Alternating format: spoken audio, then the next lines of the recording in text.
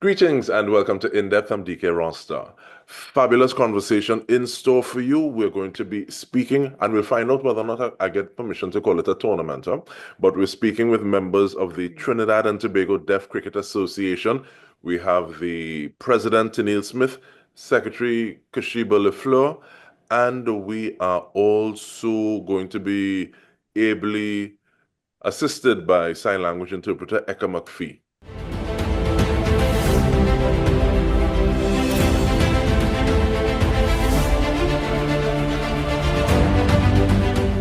Thank you, ladies. Thank you so much for being a part of the conversation. And I'm looking forward to it. And I guess we'll start off.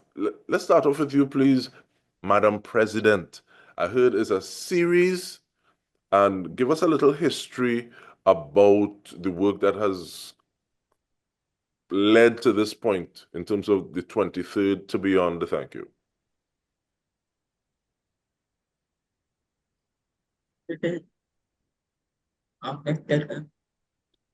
How it started. India had asked me if we can come, if the Trinidad team can come to India. That was before COVID, but we didn't have enough finances. So then we continued talking and we asked India if they can come here. Discussions continued and they agreed, yes, they will come. So we said, welcome to Trinidad and Tobago. Then we decided to have a conversation with TTCB, give them information about India coming, about the competition. And TTCB said they were on board and they were happy to help plan. So I started to plan. And as things went along, we had to get approvals, applications.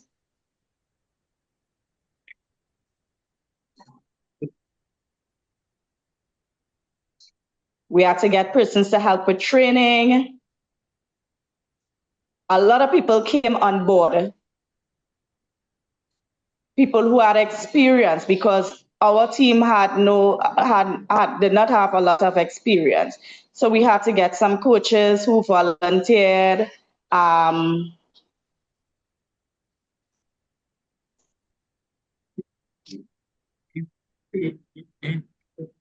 Combined club. Combined clubs. Combined Sporting Club, they joined as well to help with the practice, to help with the training.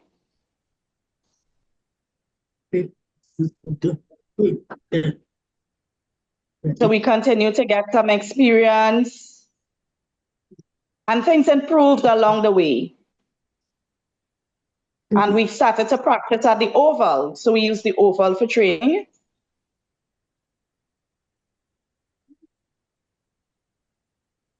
The National Cricket Center. So we use different places. We were going back and forth and use different places to practice. And now we're ready. We have reached to this place where we are ready for the series. And thank you so much. And we're ready for this series. But Mr. Fleur, I want to bring you in to speak to how important, or what's the significance of being able to have an event like this and host it in Trinidad and Tobago? I think, like we said before, this is not just cricket. It is like pride for the deaf community. It shows their resilience. It shows, in particular, Tenielle, because Tenielle, even though Tenielle is saying this, they were planning. There's a whole lot of planning on Tenielle part went behind this, because even though just before COVID, they wanted to go to India. India asked, decided we couldn't. Tenielle stuck with it, and it was a lot of persistence and commitment on her part to continue the process to make sure we reach to this point. So this is not just about cricket. Something like this for the community of itself is extremely important, because it shows not just the pride of the team as a Trinidad and Tobago national deaf team, but it also shows the community of persons with disabilities and deaf persons throughout the Caribbean that they can do anything as anybody else can. And this is cricket. I love cricket. And I'm very proud and happy. I don't think there are words to express how I feel being involved as part of it, but also seeing the team because I know all of the players personally. I know the Tenielle and all of the guys on the team really well. And to see that they've come from one point of their lives and they like sports. Some of them love sports. And now they're playing on a national team representing the country. I think it is something that they all should be proud of. And me as a parent, I feel extremely proud too.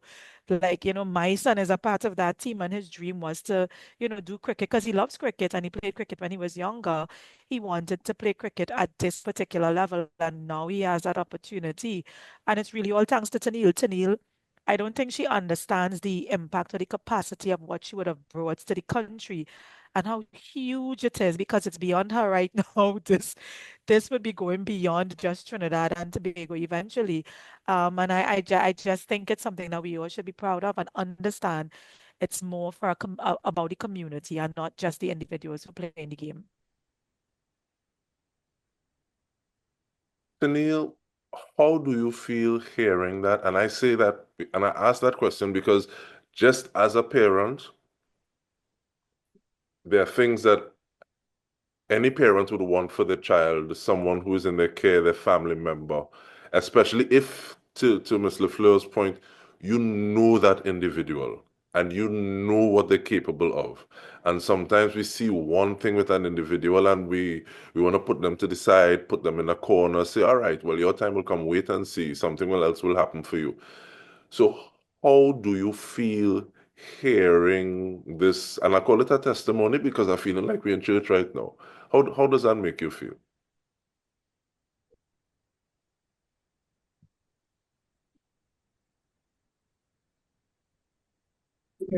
I feel so excited. I feel so excited seeing everything that I have done coming into play now. And I really just want to encourage you deaf to come and witness and see this. See their deaf players play, this is an encouragement for everyone.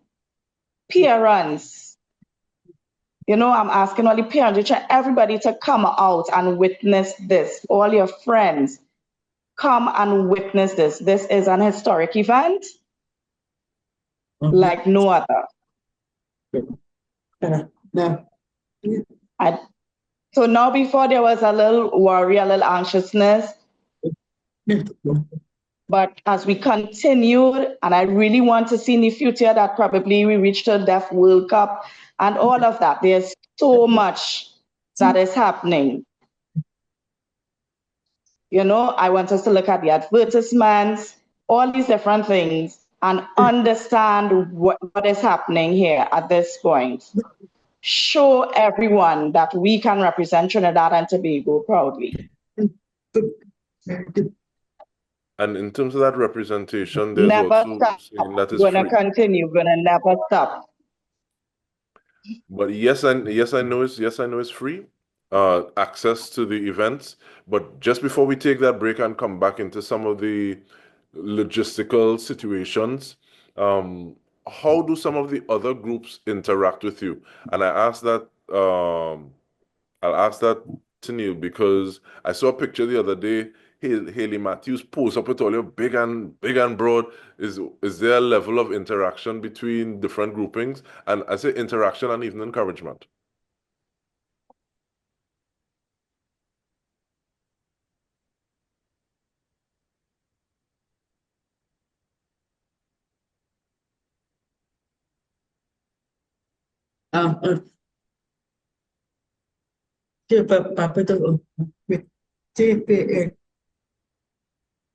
For the CPL,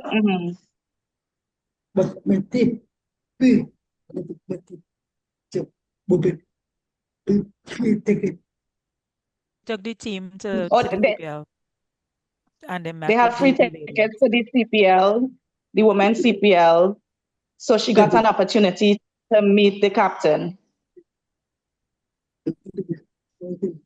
They invited us, and yes, we had that opportunity. And we had the opportunity to meet different people as well from different countries.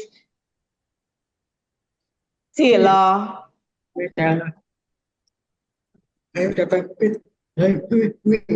was so excited to meet them.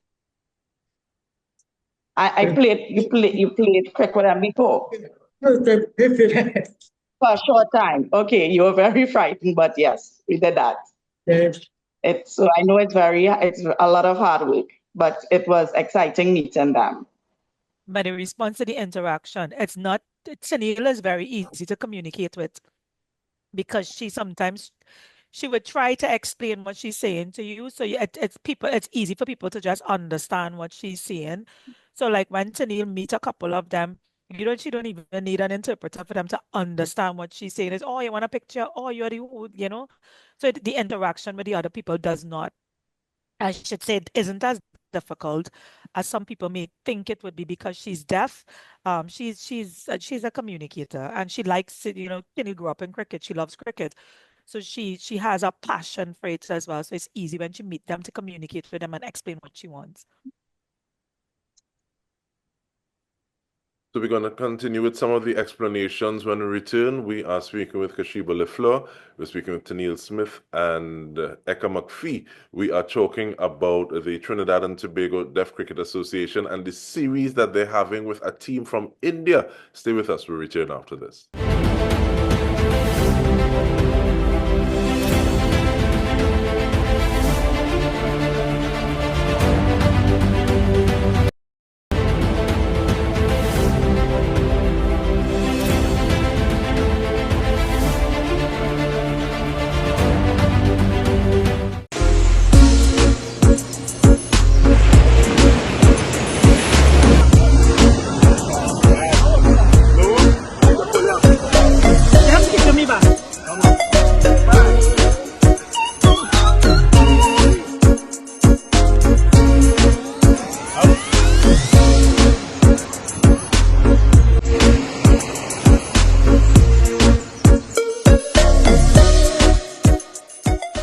And welcome back. We are talking about the Trinidad and Tobago Deaf Cricket Association, a series that we have starting on the 23rd.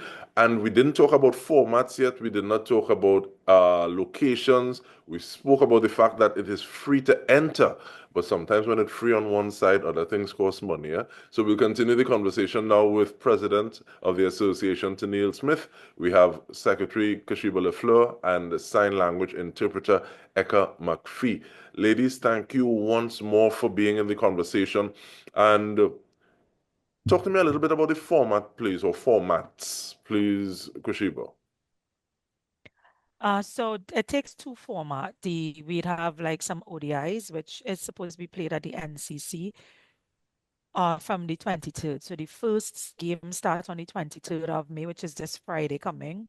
It starts at 10 a.m. and that's the first series that is happening, which is the one-day international. And then we have the T20 series starting on the 27th to the 29th of May at the Queen's Park Oval. The games start at 2 p.m. for the T20. So those are the two different formats of games that we'll be playing. Yeah. These things not free. Where are you in terms of being able to say, all right, we're in the black. So everything that we need, we have. Or should I ask, do you have everything you need in terms of moving this forward? No, we don't. Tenielle let Tenielle respond to some, and then I would respond after. We need equipment. We need food as well, sponsorship for food. We need transport. Those are the three main things that we need. So the team needs to be able to move from Couva to the Oval. So there would be transportation needed for that. We need equipment. There's still a need for bats and different things like that, as well as meals for the 5 days for the players. And not just the players, but we also have volunteers that would be assistant as well. And we can't ask people to come for free and not feed them for the whole day. So we also have to be able to support the volunteers as well, and we need to be able to do that. So, and in the back end, there are a lot of logistics and additional expenses that we, like I think when we thought of it, there wasn't you didn't think of all these other ideas, but there are a lot of things that have expense attached to it that we didn't think of. So we have to pay for umpires, we have to pay for food, we have to pay for, as Denise said, transportation is a huge cost because we have to pay for that. We have help bringing the India team from the airport to the hotel at Cape Park, which they are paying their own accommodations, but we have to provide them with transport to and from the hotel, back and forth from the games. So all that is part of the transportation cost. So it's a lot of we have advertising costs, we have live streaming costs to pay for, all those things we still have to pay for. We have a couple of sponsors who would have committed to giving us some funds, but a lot of that money some of that money not coming in beforehand because there are a lot of changes with state boards and stuff like that. And because of that, we now have to wait until things settle and then we get the funding. It more or less it may happen after the games. So it's just to see if the suppliers we're using would be willing to hold some strain with us as well once the money starts coming in. But we're still looking for people to support. So if the public wants to help out, Tenielle will definitely be able to share banking info and persons could contribute towards it because it's historic. It's a historic event and I'm very excited about it. And we will be sharing the banking info at the bottom of the screen as people looking at this conversation, listening to this conversation. And I like the fact that people can be looking and listening to the conversation. But with that in mind, though, I also want to ask whether or not there are different tiers, because I know the community is deaf and hard of hearing. So are there different levels or tiers? And I say that coming from the point having a little more knowledge with regard to blind cricket, where there are different levels of blindness. Is there a tiered approach like that as well in this instance?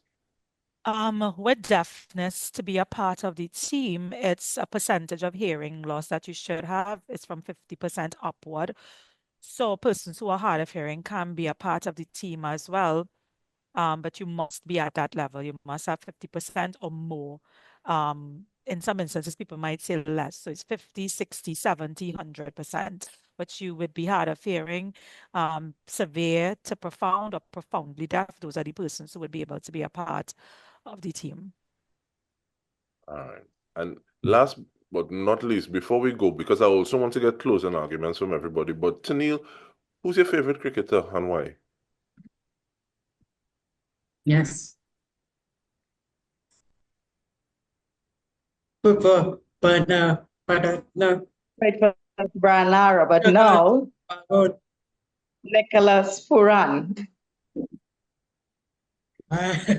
Yeah, but I just love the Indian people. I love how they play. As a different style as well. And when you grow up in it and you realize people have this certain air and energy about them. So I get that.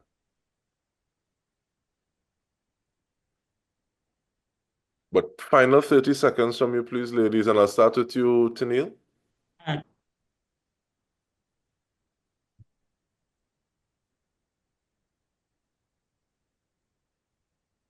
I